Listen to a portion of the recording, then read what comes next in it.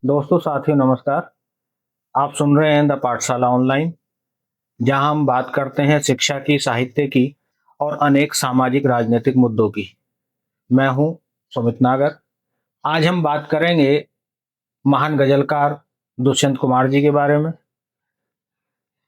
आने वाली 30 तारीख को दुष्यंत कुमार जी की पुण्यतिथि है और दुष्यंत कुमार पूरी दुनिया में इसलिए जाने जाते हैं कि उनके यहाँ गजल महबूब से बात नहीं करती, वह सीधे सत्ता से सवाल करती है।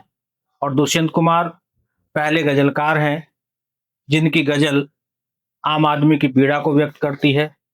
सड़क से लेकर संसद तक वह आम आदमी के सवालों को उठाती है। आज हम आए हैं डॉक्टर राहुल त्यागी जी के पास, जो दुष्यंत फाउंडेशन चलाते हैं और वह इस दिशा में एक महत्वपूर्ण कार्य कर रही है कि आम आदमी तक दुष्यंत कुमार को कैसे पहुंचाया जाए, कैसे लोग उनकी गजलों को समझें, और उन सब विषयों पर बात करेंगे जो महत्वपूर्ण है आज के संदर्भ में और दुष्यंत कुमार जी के बारे में। तो बहुत बहुत स्वागत है राहुल सर आपका। बहुत धन्यवाद सुमित जी। जी, दुष्यंत कुमार जी के जो गांव और उनके जन्म के बारे में थोड़ा सा बताइए। देखिए, बिजनौर जिले में नवादा गांव है उनका, नजीबाबाद तहसील में, और 1933 में दुष्यंत कुमार का जन्म वहां हुआ। और बहुत ज्यादा गांव तो वो नहीं रहे जी। सबसे ज्यादा भोपाल में उनका जीवन व्यतीत हुआ। बहुत लंबा तो जीवन ईश्वर ने उनका तय नहीं किया था, लेकिन जितना भी था सबसे ज्यादा वो भोपाल में रहे, कुछ समय मेरठ में भी रहे, और गांव लेकिन उनका आना जाना अंत तक बना रहा। जी जी। आप सर दुष्यंत फाउंडेशन चले एक संगठन आप चलाते हैं और वो इस दिशा में महत्वपूर्ण कार्य कर रहा है कि वार्षिक आप आयोजन करते हैं, तो उसके बारे में थोड़ा सा बताइए कि कैसे उसकी शुरुआत की और क्या उसका उद्देश्य है। देखिए, दुष्यंत स्मृति सम्मान समारोह ये 1994 में शुरू हुआ था होना सुमित जी, और इसके जो संस्थापक थे वो अवनीश त्यागी जी थे। और दैनिक जागरण में कार्यरत थे उस समय मेरठ में जब इसकी शुरुआत हुई। इसके अलावा डॉक्टर राजेंद्र सिंह जी जो आज संस्था के अध्यक्ष हैं, अवनीश जी, डॉक्टर राजेंद्र सिंह जी, श्री अश्विनी त्यागी जी और आदेश जी, डॉक्टर उमेश जी, इन सब लोगों ने, मैं तो जब छोटा ही था लेकिन 1994 में ये शुरू किया। और ये जो कार्यक्रम था इसके तहत हर वर्ष 2 लोगों को दुष्यंत स्मृति सम्मान प्रदान किया जाता था। जी। और ये सम्मान ग्रहण करने वाले श्रद्धेय कमलेश्वर जी, चंद्रकांता के लेखक थे जो चंद्रकांता, सभी जानते हैं कमलेश्वर जी को। कमलेश्वर जी को ये सम्मान दिया गया। आदरणीय राम बहादुर राय जी पद्मश्री हैं, आज उनको ये सम्मान दिया गया। मृदुला सिन्हा जी को ये सम्मान दिया गया जो राज्यपाल रही, और ये सिलसिला चलता रहा। इसके बाद अवनीश जी के लखनऊ जाने के कारण ये थम गया था बीच में, तो 8-10 साल ये कार्यक्रम नहीं हुआ। फिर 2017 से ये कमान मैंने संभाली और ये कार्यक्रम करने शुरू किए। और 2017 के बाद अंजना ओम कश्यप, नवाज देवबंदी साहब, हरिओम पवार साहब, अजीत अंजुम और इन सब लोगों को, श्रद्धेय रामेश्वर पांडे जी हमारे बीच नहीं है, स्वर्गवास हो गया है, और इन सब लोगों को ये सम्मान दिया गया है। तो एक कार्यक्रम और एक वर्ष में 2 ही लोगों को सम्मानित करने का काम जो है फाउंडेशन करती रही। 94 से सिलसिला चला आ रहा है जो अभी तक चला। पिछली बार मुख्य अतिथि मनोज सिन्हा जी उसमें थे, जम्मू कश्मीर के माननीय उपराज्यपाल। तो ये, और ये जो दुष्यंत फाउंडेशन है, इसमें जब आप लोग काम करना शुरू हुआ, आपने कहा बीच में एक सिलसिला रुका भी, तो अब जो इसकी व्यवस्था है वो किस रूप में आगे चलती है? देखिए, इसके अध्यक्ष हैं डॉक्टर राजेंद्र सिंह जी, और वो और हम ज्यादा समय इसमें देते हैं। इसमें एक कमेटी भी है हमारी जो ये तय करती है कि आने वाले वर्ष में सम्मान किन 2 लोगों को दिया जाएगा। तो उस कमेटी के बाद अंतिम निर्णय माननीय अध्यक्ष जी का होता है, और बाकी तो इस कार्यक्रम के अतिरिक्त समय समय पे उनके विचार आगे बढ़ाने के लिए छोटे छोटे गोष्ठियां, छोटे छोटे कार्यक्रम, नुक्कड़ नाटक वगैरह भी हम उनकी दुष्यंत कुमार की स्मृति में करते रहते हैं। जी, जैसे दुष्यंत जी का जब नाम आता है तो सत्ताधारी पार्टी भी उनके जो गजल हैं उनको सुना करके अपनी बात रखते हैं, जब विपक्ष होता है वो भी अपनी बात रखता है, लेकिन इन सब के बावजूद जो सम्मान, जो पहचान उनको मिलनी चाहिए थी, वो नहीं मिल पाई है। इसका क्या कारण देखते हैं? देखिए, जिस समय दुष्यंत कुमार अपने पीक पर थे, तो उस समय की सरकारों ने निश्चित रूप से उनकी अनदेखी की। उसका एक कारण ये भी हो सकता है कि वो सरकारी नौकरी में वो थे, मैं आपको बता दूं। जी। और सरकारी नौकरी पर होते हुए भी उन्होंने सत्ता के खिलाफ जो लिखा, ये विरले लोगों का काम है। और क्योंकि वो उस व्यवस्था के खिलाफ थे, तो उन सरकारों ने निश्चित रूप से उनकी अनदेखी की। और अब तो वैसे फिलहाल में तो उत्तर प्रदेश सरकार ने अभी, आप देखिएगा, दुष्यंत कुमार विमर्श वाटिका स्थापित की है, और जी। उनके नाम से पश्चिम में ये बहुत बड़ा काम प्रदेश सरकार ने किया है, तो वह उनके आभारी हैं हम जी। फाउंडेशन की ओर से। तो फिलहाल ये सिलसिला अब शुरू हुआ है, और भी एक दो जगह ऐसे प्रस्ताव हैं जहां दुष्यंत कुमार को सही ढंग से याद किया जाएगा। जी, उनकी जन्मतिथि को लेकर भी एक मतभेद है या पूरी तरह से क्लियर नहीं है। जी। और दूसरा ये भी है कि नौकरी करते हुए उनको एक बार बर्खास्त भी किया गया, वो भी एक घटना है, तो उसके बारे में थोड़ा सा बताइए। हाँ, जन्मतिथि को लेकर तो ये है कि वो दरअसल थे तो बहुत संपन्न परिवार से, लेकिन वो बेसिकली मन से फक्कड़ मिजाज था उनका। जी। और सरकारी सेवाओं में रहते हुए उनको जो तनख्वाह मिलती थी वो 1 तारीख में मिलती थी। तो हर महीने की 1 तारीख में उनको जो है वेतन मिलता था, और वो 27 सितंबर उनकी जन्मतिथि थी। जी। तो 27 तक आते-आते कभी उन पे कोई भी महीना ऐसा नहीं रहा कि उनका वेतन उन पे बचा हो। जी।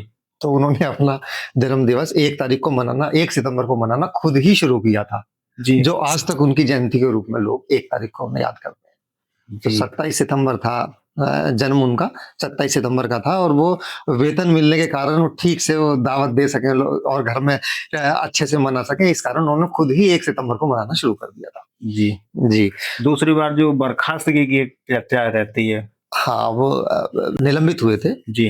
उन्होंने कहा था कि एक गुड़िया की कई कठपुतलियों में जान है, शायर ये मंजर देखकर हैरान है। तो उससे तत्कालीन प्रधानमंत्री बहुत उनसे नाराज हो गई थी, और इसी सब के चलते वो जो सरकार की नाराजगी थी, और दबाव बनाने के लिए उन पे उनका निलंबन किया गया था। भोपाल में उस समय वो भाषा संस्थान में, मध्य प्रदेश के भाषा संस्थान में कार्यरत थे जब ये निलंबन हुआ था।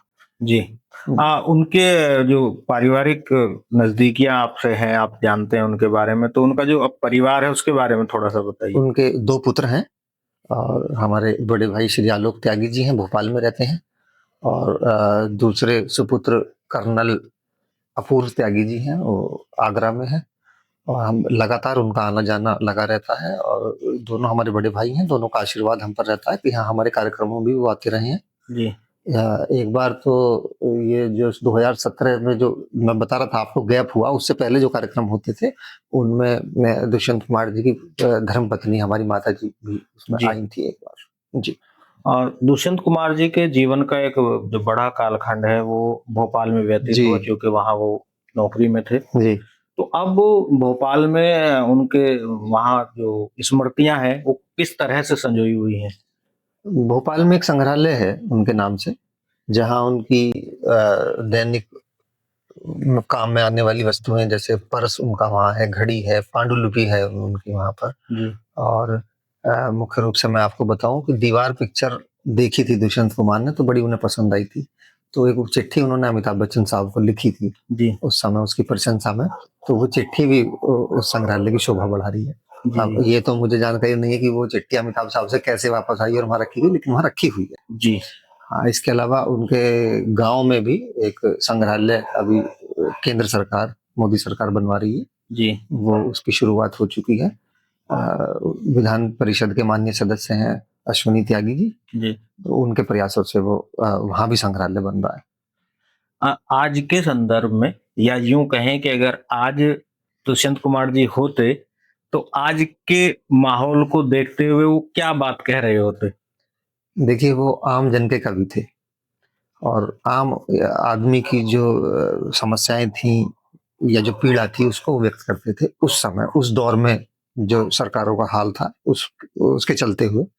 और ऐसा नहीं है कि दुष्यंत कुमार खिलाफ ही बोलते हमेशा या विरुद्ध ही बोलते। मुझे तो ऐसा लगता है कि दुष्यंत कुमार आज होते तो ये जो धारा 370 का जो बड़ा संशोधन मील का पत्थर साबित हुआ है, माननीय प्रधानमंत्री जी ने किया है, इस पर बोलते, यूनिफॉर्म सिविल कोड पे बोलते, और एयर स्ट्राइक पे बोलते, और सर्जिकल स्ट्राइक पे प्रशंसा करते हैं वो सरकार की। मुझे ऐसा लगता है कि आज जो काम सरकार कर रही है तो उस पर वो फिर इस दिशा में भी जरूर बोलते हैं। जी।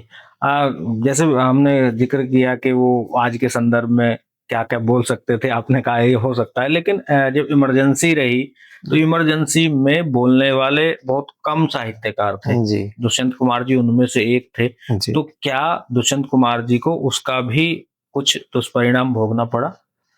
हाँ, मैं बता ही रहा हूँ, निलंबन हुआ उनका उससे पहले, और मध्य प्रदेश में कई बार ऐसा हुआ कि कई मंत्री अलग अलग समय में उनके पास गए बातचीत करने कि भाई आप इस तरीके से मत लिखिए और इतना सही नहीं है, और वो जिस तरीके से भी मतलब प्रेशर क्रिएट कर सकते थे, समय समय पर उनकी प्रेशर हमेशा बनता रहा, लेकिन दुष्यंत कुमार ने कभी इसे स्वीकार नहीं किया और वो लिखते रहे। आप ये देखिए कितनी छोटी आयु, वो 42-43 साल की आयु में तो चले गए जी। और इतनी कम समय में, इतनी कम आयु में इमरजेंसी भी उनके समय में रही और तब भी उनकी कलम नहीं रुकी, कितना लिख गए वो। जी तो इससे आप अंदाजा लगा सकते हैं।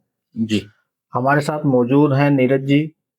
वह दुष्यंत कुमार जी के प्रशंसक है और उसके साथ साथ वह दुष्यंत फाउंडेशन में भी एक सक्रिय सहभागिता करते हैं। तो हम उनसे जानेंगे कि दुष्यंत कुमार जी की कौन सी गजल उनको बहुत पसंद है और वो क्यों आज के संदर्भ में महत्वपूर्ण है।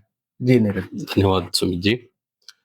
दुष्यंत जी पहले हिंदी ऐसे गजलकार हैं जो कि गजल को महबूब से लेके आम जनता की आवाज के रूप में लाए, और उन्होंने जो क्लिष्ट विधिक शब्द थे उनको बड़े आसान तरीके से अपनी गजलों में निकाला, जिस तरीके से कि हमारा संविधान जो है वो एक आम आदमी के मौलिक अधिकारों की रक्षा करता है जी। उस रक्षा को उन्होंने अपनी गजल में कुछ इस तरीके से कहा है कि वो आदमी नहीं है, मुकम्मल बयान है, माथे पे उसके चोट का गहरा निशान है जी। सामान कुछ नहीं है, फटे हाल है, मगर झोले में उसके पास एक संविधान है। उस सर फिरे को यो नहीं बहला सकेंगे आप, वो आदमी नया है मगर सावधान है। वो आम आदमी की पीड़ा को तो व्यक्त कर ही रहे हैं, लेकिन ये भी कह रहे हैं कि संविधान कितना महत्वपूर्ण है व्यक्ति के लिए, और आसान भाषा में उसको समझा। जी जी जी। और आपको दुष्यंत कुमार जी की कोई ऐसी गजल याद आ रही हो? एक उनकी गजल है कि मत कहो आकाश में कोहरा घना है, ये किसी की व्यक्तिगत आलोचना है, पक्ष ओ विपक्ष संसद में मुखर हैं, बात इतनी सी है कि कोई पुल बना है और रक्त वर्षों से नसों में खोलता है, आप ये कहते हैं क्षणिक उत्तेजना है। इस तरीके से उन्होंने आम जनमानस के लिए उसकी भाषा को सरकार तक पहुंचाया, उनकी पीड़ा को सरकार तक पहुंचाया है, जो शायद अभी तक हिंदी कभी कोई और नहीं कर पाया है। हाँ, गजल के माध्यम से हम कह सकते हैं, नहीं तो हिंदी में तमाम ऐसे लोग रहे हैं जो बड़े कथाकार रहे हैं जिन्होंने काम किया, लेकिन दुष्यंत भी उनमें बहुत महत्वपूर्ण है और उन्होंने आम आदमी की पीड़ा को सरकार तक पहुंचाया, इसमें कोई दो राय नहीं। दुष्यंत जी की जो पुण्यतिथि है उस पर हम बात करने के लिए आए हैं। दुष्यंत फाउंडेशन मेरठ में स्थापित है और ये फाउंडेशन कई वर्षों से काम कर रहा है। फाउंडेशन के जो उपाध्यक्ष हैं त्यागी सर, हम उनसे चाहेंगे कि उनके विषय में थोड़ा सा बताएं और उस फाउंडेशन का क्या उद्देश्य है उसके बारे में बताएं सर। इस फाउंडेशन का मुख्य उद्देश्य है कि भी समाज में जो पीड़ित वंचित, जो दुष्यंत कुमार ने लड़ाई लड़ी गरीबों की और मजलूमों की, उसी लड़ाई को आगे बढ़ाने के लिए और समाज की सुचारू व्यवस्था करने के लिए फाउंडेशन की स्थापना की गई है। आज से लगभग 50 वर्ष पहले दुष्यंत कुमार ने जो इस देश को दिशा और दृष्टि देने का कार्य किया था, वो आज भी इतने तार्किक हैं कि आज ये दीवार पर्दों की तरह हिलने लगी है, शर्त लेकिन थी कि बुनियाद हिलनी चाहिए। तो दुष्यंत कुमार ने सत्ता के खिलाफ जो लड़ाई शुरू की थी और 75 में उनका पुण्यतिथि में मैं उनको हार्दिक नमन करता हूँ और सत नमन करता हूँ। जी, हमारे साथ भाजपा के प्रदेश प्रवक्ता श्री अवनीश त्यागी जी भी मौजूद हैं। उनसे भी हम चाहेंगे कि दुष्यंत जी के जीवन पर थोड़ा सा प्रकाश डालें, बताएं उनके बारे में। देखिए, दुष्यंत कुमार वो नाम है जिन्होंने व्यवस्था के खिलाफ, जी, अव्यवस्था, कुव्यवस्था के खिलाफ, जुल्म और अन्याय के खिलाफ आवाज उठाई। अपनी शायरी में उन्होंने उस चीज को वजन दिया, उस चीज को आवाज दी जिसकी जरूरत थी गरीब आदमी के लिए, मजलूम के लिए, पीड़ित के लिए। वो आवाज बनाई दुष्यंत कुमार जी। दुष्यंत कुमार इसलिए भी सामयिक है कि दुष्यंत कुमार ने उस समय आवाज उठाई जब देश आपातकाल के जलजले से गुजर रहा था। जी, तब सत्ता के और व्यवस्था के खिलाफ बोलना एक जुल्म था। और जेपी मूवमेंट में जिस तरह से दुष्यंत की गजलें और दुष्यंत की लिखी हुई हर रचना एक नारा बन के सामने आई, तो इमरजेंसी और आपातकाल के खिलाफ जो काला अध्याय था भारतीय लोकतंत्र का, इसमें दुष्यंत की रचनाएं एक नारा बन के आई और जनता को संबल बना और जनता उठ खड़ी हुई और वो जो काल था उसका अध्याय बंद हुआ और एक सबक मिला जनता को, नौकरशाहों को और जो सत्ता में बैठे लोग हैं उनको, कि अगर आप गलत करेंगे, जनता से विरुद्ध चलेंगे तो जनता खड़ी होगी। और उसकी अगुवाई दुष्यंत कुमार ने की थी। दुष्यंत कुमार सच्चे अर्थों में जनता के, आम आदमी के नायक हैं। जब गजलें हुस्न, शराब, शबाब का जरिया थी, तब उस दुष्यंत कुमार ने गजलों को जनता के लिए, जनता के हित के लिए, जनता की पीड़ा को उभारने के लिए उसकी आवाज बनाया और नया आयाम दिया। हिंदी गजल लिखने वाले दुष्यंत पहले थे और जनता के लिए गजल लिखने वाले भी दुष्यंत कुमार पहले थे। अब ये दुष्यंत कुमार फाउंडेशन जिस तरह से काम कर रहा है जी, उनकी भावनाओं को, उनकी रचनाओं को याद करने के साथ साथ उनकी भावनाओं को जनता के बीच रखने के लिए, तो निश्चित रूप से दुष्यंत कुमार फाउंडेशन एक बधाई का पात्र है। मैं कहूँ कि हर व्यक्ति को थोड़ा थोड़ा दुष्यंत कुमार बन के जीना चाहिए। जी, ये गजल मैं आपको सुनाना चाह रहा था उनका, और बहुत मौजू है क्योंकि हर तरफ जब आपको ये सपने दिखाए जाने लगे कि साहब ये हो रहा है, वो हो रहा है, और मतलब माशाल्लाह आप कहाँ से कहाँ पहुंच रहे हैं, यदि इस तरह की बातें होने लगे, और तो उसमें है ये कि अब किसी को भी नजर आती नहीं कोई दरार, अब किसी को भी नजर आती नहीं कोई दरार, घर की हर दीवार पर चिपके हैं इतने इश्तहार, घर की हर दीवार पर चिपके हैं इतने इश्तहार, अब किसी को भी नजर आती नहीं कोई दरार, आप बचकर चल सकें ऐसी कोई सूरत नहीं, आप बचकर चल सकें ऐसी कोई सूरत नहीं, रह गुजर घेरे हुए मुर्दे खड़े हैं बेशुमार, रह गुजर, मतलब एक, यदि हम अपनी जिम्मेदारियों को नहीं समझ रहे हैं, यदि हम लोकतंत्र बचाने के लिए कुछ नहीं कर रहे हैं, यदि हम उसमें अपने योगदान नहीं दे रहे हैं, तो हम क्या क्या जीवित इंसान हैं क्या हम? तो आप बचकर चल सके ऐसी कोई सूरत नहीं, रह गुजर घेरे हुए मुर्दे खड़े हैं बेशुमार, और रोज अखबारों में पढ़ के ये ख्याल आया हमें, इस तरफ आती तो हम भी देखते फसलें बहार, इस तरफ आती तो हम भी देखते फसलें बहार, रोज अखबारों में पढ़ के ये ख्याल आया हमें, इस तरफ आती तो हम भी देखते फसलें बहार, मैं बहुत कुछ सोचता रहता हूं पर कहता नहीं, बोलना भी है मना, सच बोलना तो दरकिनार। हमने वो दौर देखा है इमरजेंसी के अंदर, ये सब रचनाएं जो है वहां, इस सिरे से उस सिरे तक सब शरीके जुर्म हैं, इस सिरे से उस सिरे तक सब शरीके जुर्म हैं, आदमी या तो जमानत पर रिहा है या फरार, आदमी या तो जमानत पर रिहा है या फरार, और हालत इंसान पर बरहम न हो अहले वतन, हालत इंसान पर बरहम न हो अहले वतन, वो कहीं से जिंदगी भी मांग लाएंगे उधार, वो कहीं से जिंदगी भी मांग लाएंगे उधार, और रौनक जन्नत जरा भी मुझको रास आई नहीं, रौनक जन्नत जरा भी मुझको रास आई नहीं, मैं जहन्नुम में बहुत खुश था मेरे परवरदिगार, मैं जहन्नुम में, आप इशारे देखिए आप, मतलब साल बदल जाएंगे, सरकारें बदल जाएंगी, सारी चीजें बदल जाएंगी, पर ये रचनाएं हमेशा रेलेवेंट रहेंगी पूरी की पूरी।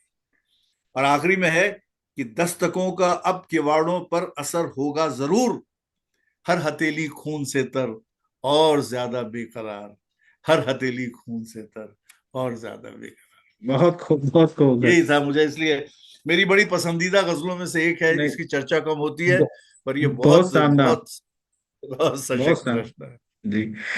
तो सर आपने समय दिया, इसके लिए तो बहुत बहुत आभार, धन्यवाद आपका। तो दोस्तों साथियों, ये दुष्यंत कुमार जी की पुण्यतिथि पर हमने अलग अलग लोगों से बात की। जो दुष्यंत फाउंडेशन मेरठ में स्थापित है, उनके जो संचालक हैं उनसे हमने बात की, वो क्यों महत्वपूर्ण है, क्यों उनको याद किया जाना चाहिए, इस सब पर हमने चर्चा की। अगर आपको ये वीडियो पसंद आई हो तो लाइक करें, सब्सक्राइब करें। आगे फिर नई जानकारी के साथ आपसे जुड़ते हैं, तब तक के लिए दीजिएगा इजाजत। जय हिंद, जय भारत।